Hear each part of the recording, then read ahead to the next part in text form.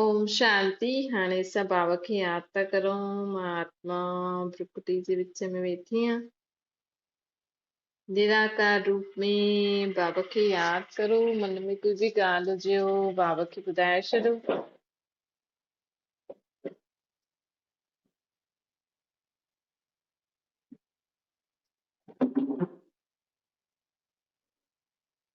ओम शांति। अॼु मिठा मिठा श्री बाबा ब्रह्मा जी तन द्वारा चवनि था, मिठे मिठे ॿार बाबा चवनि था, जीवन में असांजे जीवन में कोई बि ॻाल्हि अचे थी, कोई बि परिस्थिति अचे थी, त असांखे सदा हर ॻाल्हि खे नंढो सम्झणो, वॾो न करणो। हर ॻाल्हि खे नंढो सम्झी करे ख़तम करो। छोजी माण्हुनि खे जीवन में इलाही जीवन में आए दिन कोई न कोई परिस्थिति अचे ई थी। हाणे हाणे ठीकु आहे, हाणे हाणे कोई ॻाल्हि अहिड़ी थी अचे त माण्हू मुंझी थो पए। तंहिंजे करे बाबा चवनि था कि जीवन में सदा ये यादि रखो कि ये खेल थो हले। हाणे खेल में त कॾहिं बि काथां बि बॉल अची सघंदी आहे। क्रिकेट जो खेल खेॾंदा आहिनि त माण्हू कॾहिं बि काथां बि बॉल अची सघंदी आहे न, किथे बि कीअं बि करे असांखे माण्हू हाराइण जी कोशिश कंदा आहिनि। कुझु नियम हूंदा आहिनि त हिते जेका आहिनि, जीअं असां कर्म कंदासीं उअं ई असांजे साम्हूं हर ॻाल्हि ईंदी आहे। त बाबा चवनि था कि हर परिस्थिति खे नंढो ठाहे करे ख़तम करण लाइ सदा यादि रखो कि ये ड्रामो आहे, ये खेल थो हले। ऐं जेको थिए थो हुनमें कुझु न कुझु कल्याण ई कल्याण आहे। त अगरि हीअं असां सम्झी करे हलंदासीं त असां पार करे वठंदासीं। असां ड्रिजंदासीं न जीवन में कि अरे हाणे छा थींदो, कीअं थींदो, वरी छा कंदासीं, त ड्रिजण जी ॻाल्हि न आहे। त माण्हू नंढी नंढी ॻाल्हियुनि में ड्रिजी वेंदा आहिनि न, त बाबा चए थो हीअं ड्रिजण जी ॻाल्हि न थींदी। त बाबा चवनि था कि हाणे जीवन में असांखे सदा इहे यादि रखो कि कंहिं बि ॻाल्हि में ड्रिजणो न आहे, परेशान न थियणो आहे, घबराइणो न आहे। सदा यादि रखो इहे खेल थो हले, त हाणे हिन में इहे सीन आयो आहे त असां हिनखे कीअं पार करे विजयी थियूं, अर्थात हिनखे शांति सां कीअं पार करो। त हीअं अगरि असां सदा यादि रखंदासीं कि मूंखे हिनखे पार करे अॻियां वधिणो आहे, भई बीह न रहणो आहे, असांखे हिनखे पार करे अॻियां वधिणो आहे। भई माण्हू सोचे थो भई ॻाल्हि ई अहिड़ी हुई त असां, अॼुकल्ह माण्हू ॻाल्हि अहिड़ी थी वञे त शरीर खे ख़तम था करे छॾनि। लेकिन परमात्मा चए थो इहे कोई उपाय थोरी आहे। कोई ॻाल्हि अचे थी त माण्हू हिक ॿिए सां लड़नि झगड़नि ऐं हिक ॿिए जो मुंहुं ई नथा ॾिसनि। त इहे कोई हर ॻाल्हि जो समाधान न आहे। सृष्टि ते असांजो अलाए घणनि ॼणनि सां हिसाब किताब हूंदो, कोई न कोई रीति माण्हू पंहिंजो हिसाब किताब चुकतो करण ईंदो ई सही। ईअं थोरी की असां उन्हनि सां लड़ाई झगड़ो करे मुंहुं ई मोड़े छॾूं। पहिरियों त चलो माण्हू ईअं कंदा हुया, अॼुकल्ह त डायरेक्ट ई मारे था छॾनि। हिकु मारण असांखे उहा उपाय न आहे। त बाबा चवनि था कि हाणे असांखे जीवन में सदा इहे यादि रखिणो आहे कि हिन सृष्टि ते इहे खेल थो हले। त खेल में त अलॻि अलॻि सीन अचणा ई आहिनि, अलॻि अलॻि ॻाल्हियूं अचणियूं ई आहिनि।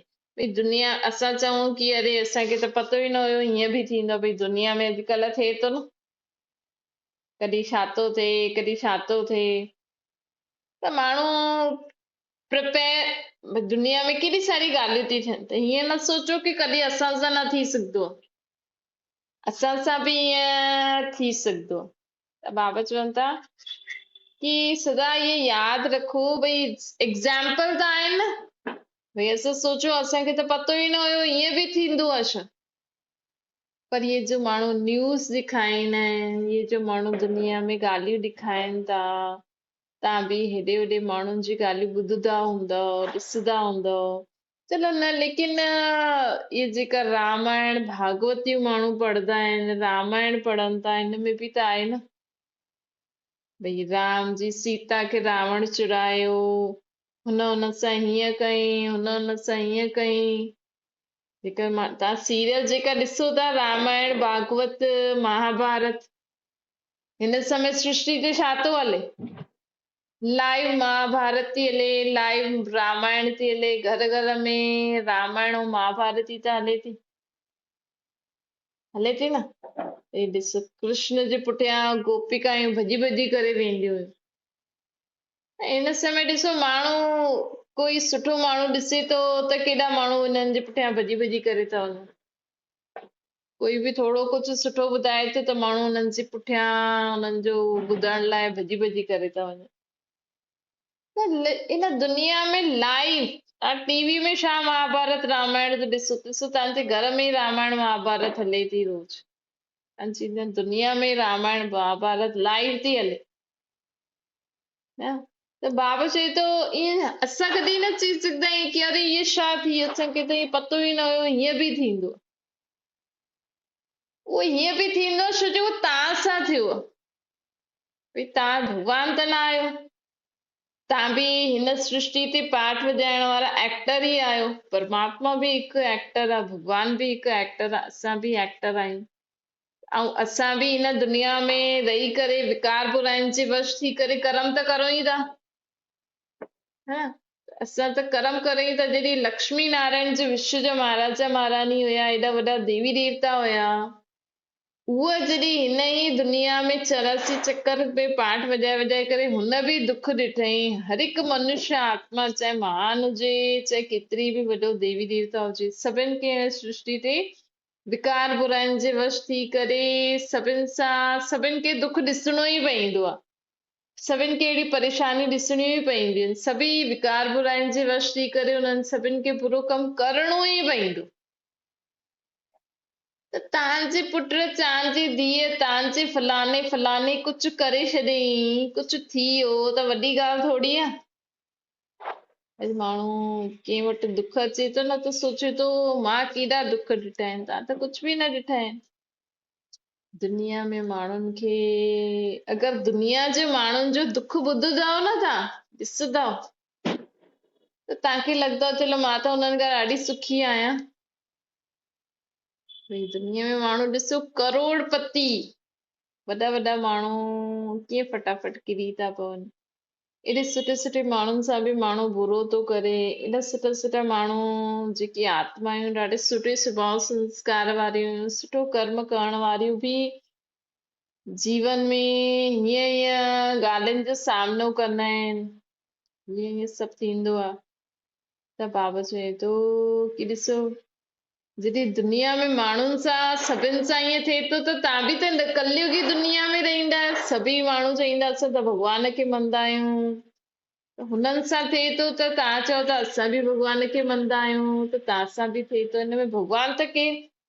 भॻवान, अगरि भॻवान तव्हांजी मदद करे, भई तव्हां अगरि पंहिंजी सोच बोल कर्मनि खे न सुधारंदव, अॼु तव्हां भॻवान जे नाम जा चाहे दिए जा दीप जलायो, चाहे कंहिंजा बि जलायो,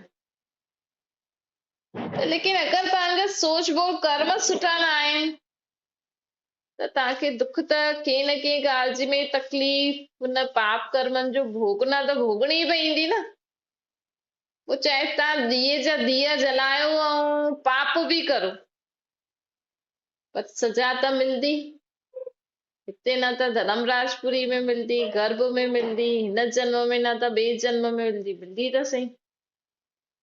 तंहिं करे परमात्मा चवनि था कि हिन दुनिया में ॾिसंदा हलो भई कहिड़े कहिड़े टाइप जा दुख हूंदा आहिनि।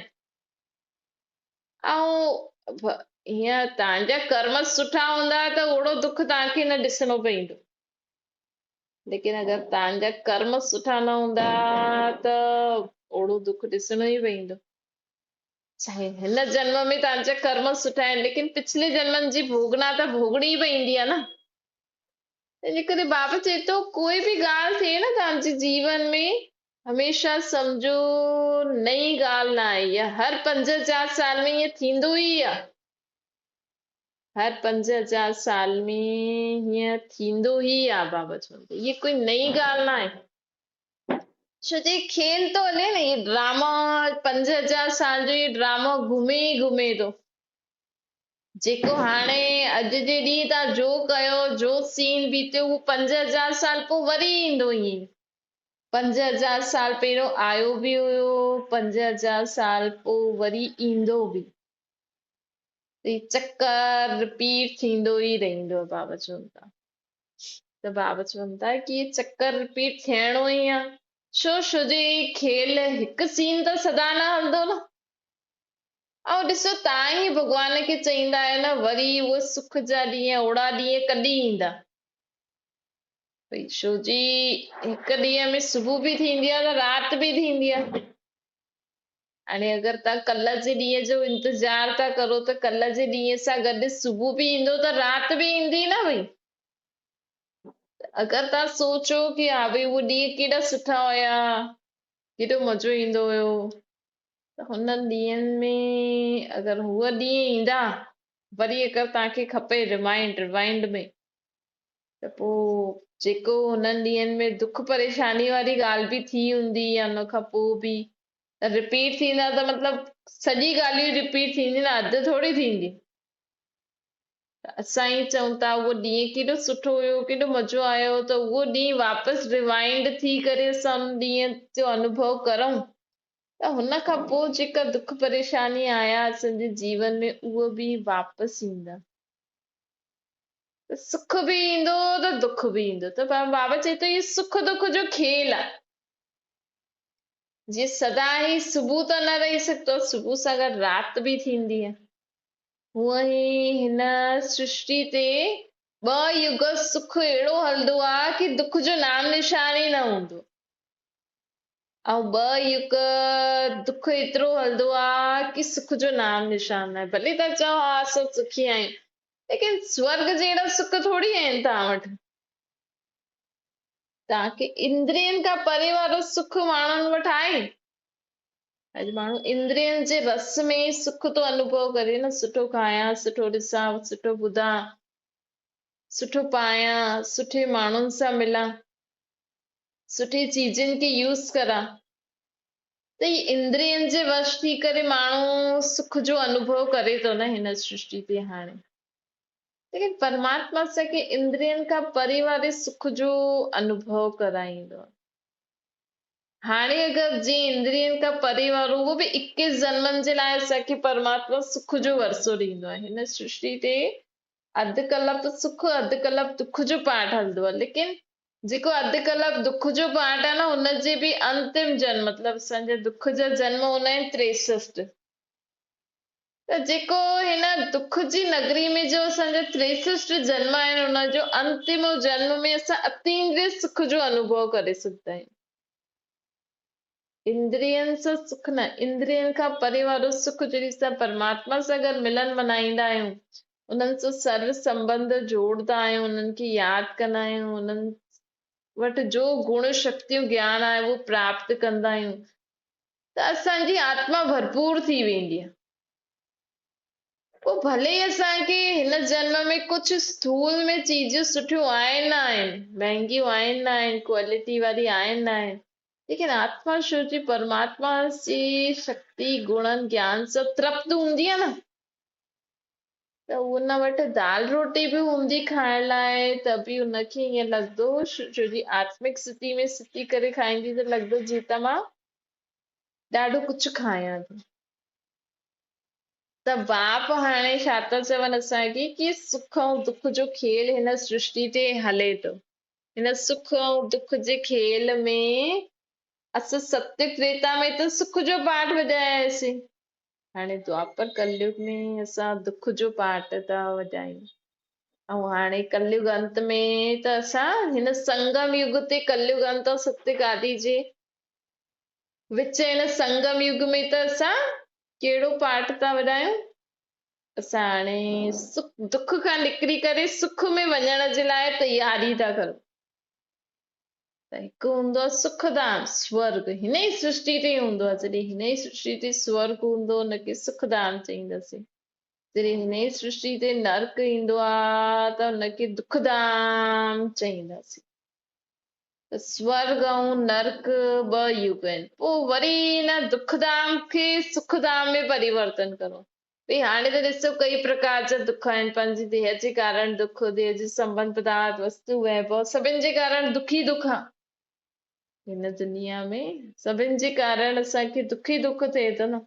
त हाणे असांजे लाइ परमात्मा अहिड़ी दुनिया थो ठाहे जाते असांजो शरीर बि असांखे सुख ॾींदो, न देह जे संबंधित वस्तु वैभव जेके बि चीजूं असांखे संबंधी जो बि हूंदा न उहे सभु असांखे सुख ॾींदा। त अहिड़ी दुनिया केरु थो ठाहे? ओड़ी दुनिया ठाहिण वारो असांजो पीउ परम पिता परमात्मा। त बाबा चवनि था कि हाणे तव्हां सुखधाम में पाठ वॼाया आहियो, हाणे दुखधाम में बि पाठ वॼाया थी आयो पूरो। हाणे नर्क खां असां स्वर्ग में वञण जी तयारी था करो सुखधाम में। त हाणे हिन दुखधाम सां निकिरी करे सुखधाम में वञण जे लाइ परमात्मा खे यादि था करो। भई आत्मा खे अगरि ये सम्झ ई न हूंदी, गुण ई न हूंदी, शक्ति न हूंदी कि हर ॻाल्हि में सुख जो कीअं अनुभव करो, त आत्मा थोड़ी सुख जो अनुभव करे सघे। असांखे परमात्मा चईंदा आहिनि खुद खे आत्मा सम्झी करे परमात्मा खे यादि करे हलो ऐं सदा सम्झो कि मां सुख स्वरूप बाप जी संतान सदा सुखी आत्मा आहियां। त हीअं जॾहिं असां दुखधाम खां निकिरी करे सुखधाम हाणे वञूं था त असांखे हीअ महिनत करणी आहे कि हर ॻाल्हि में सुठो सोचे करे असांखे सुखी रहण जो संस्कार धारण करणा आहिनि। भई हिन समय माण्हू खे न दुखी थी करे रहण जो आदत पइजी वई आहे। हर ॻाल्हि में कुझु अहिड़ो ई सोचदा जंहिंसां हुनखे दुख थींदो। त बाबा चवनि था भई तव्हां सोचो त वैसे ई था, तंहिंखां कुझु अहिड़ो सोचो जंहिंसां तव्हांखे सुख मिले। भई दुख तव्हां सोचो था त तव्हांखे दुख त मिले ई थो। त दुखी थी करे कई माण्हू न पंहिंजो दुख ॾेखारींदा आहिनि, ॾिस मां केॾी दुखी आहियां, मूं वटि ईअं आहे, पोइ ईअं आहे। पोइ ॾाढो दुखी थी करे पोइ माण्हुनि जी सहानुभूति वठंदा आहिनि कि हा भई वीचारी, त हुननि खे ॾाढो सुठो लॻंदो आहे ॾिस मूं सां गॾु माण्हू आहिनि, बरोबरि मां ॾाढी दुखी आहियां तॾहिं त ईअं चवनि था वीचारी अहिड़ी आहे अहिड़ी आहे, वीचारी खे केॾो दुख अथसि। वीचारूपन पोइ माण्हुनि खे सुठो लॻंदो आहे भई ॾिस मां दुखी आहियां त हिननि खे बि लॻे थो न मां दुखी आहियां, त हुननि खे सुठो लॻंदो आहे कि हा मुंहिंजे दुख खे बांटण वारा सम्झण वारा कोई आहिनि। ही सुठी ॻाल्हि थोड़ी आहे। अगरि असां चऊं था कि असां भॻवान जा ॿार आहियूं, भॻवान सुख स्वरूप सुख शांति शक्तियुनि जो दाता, ऐं असां माण्हुनि जे अॻियां चऊं था मां ॾाढी दुखी आहियां, ॾाढी परेशान आहियां, मूंखे कुझु सम्झ में नथो अचे, मां छा करां।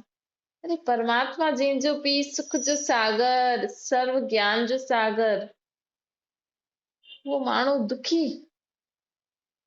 त कॾहिं बि कोई तव्हांखे चए न दुखी आहीं, ॻाल्हि ईअं थी न, चल न मां दुखी थोड़ी आहियां, मां त सुख सागर बाप जी संतान सुखी आत्मा आहियां। असां वेचारा थोड़ी आहियूं, असां सां गॾु सर्व संबंधी बाबा आहे न। असांखे बाबा खे यादि करे सदा सुख स्वरूप ठहो। हाणे हिन सृष्टि ते दुख जो खेल समाप्त थियण वारो आहे। हाणे असांजे लाइ त सुख जो खेल शुरू थी वियो आहे। बाक़ी माण्हू अञा सिखनि था, जीअं जीअं बाप खे पहचाने वेंदा उहो बि सुख जो खेल खेॾण अची वेंदा। अच्छा, मीठी मीठी स्किल जे ॿारनि प्रति माता पिता बाप दादा जो यादि प्यार ऐं गुड मॉर्निंग। रूहानी बाप जी सभिनि रूहानी ॿारनि खे नमस्ते। असांजी बि रूहानी माता पिता बाप दादा खे यादि प्यार गुड मॉर्निंग ऐं नमस्ते वरदान आहे। हर हिक जी विशेषता खे ॾिसजे उन्हनि सेवा में, उनखे सेवा में लॻाइण वारा दुआनि जे पात्र ठहो।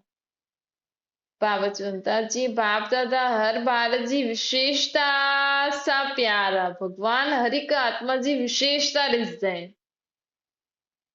विशेषता अनुसार तव्हांखे प्यार मिलंदो आहे भॻवान खे।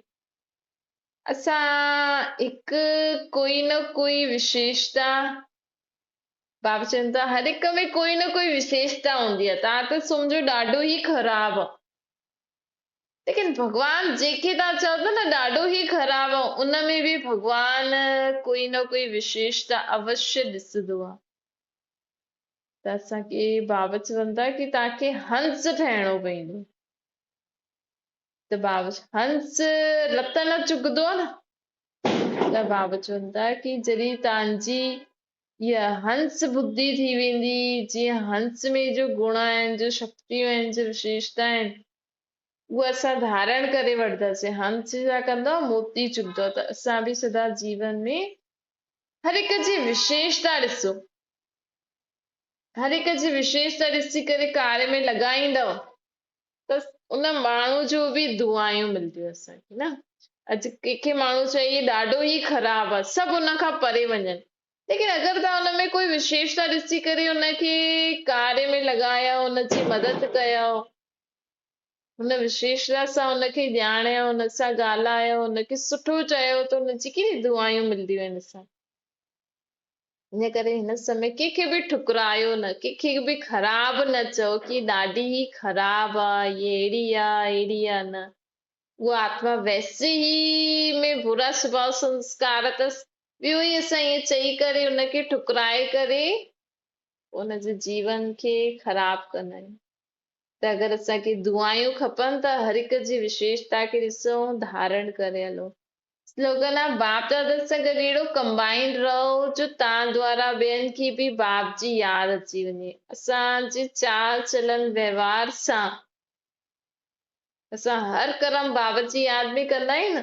असांजे चाल चलन व्यवहार बोल चाल सां उहो बि माण्हू सम्झंदा की अरे हिनखे अहिड़ो ठाहिण वारो केरु, हिनखे इन में एॾी सारी विशेषता भरण वारो केरु, त उहो बि भॻवान सां जुड़ी वठंदो। त इन करे सदा इहे यादि रखो की हाणे मां केरु आहियां, मुंहिंजो संबंधी केरु आहे, मां हिन सृष्टि ते छा थी करां। त असां हर हिक जी विशेषता ॾिसंदासीं ऐं सदा बाबा सां गॾु बि रही सघंदासीं। अच्छा, ओम शांति। बाबा खे यादि करो।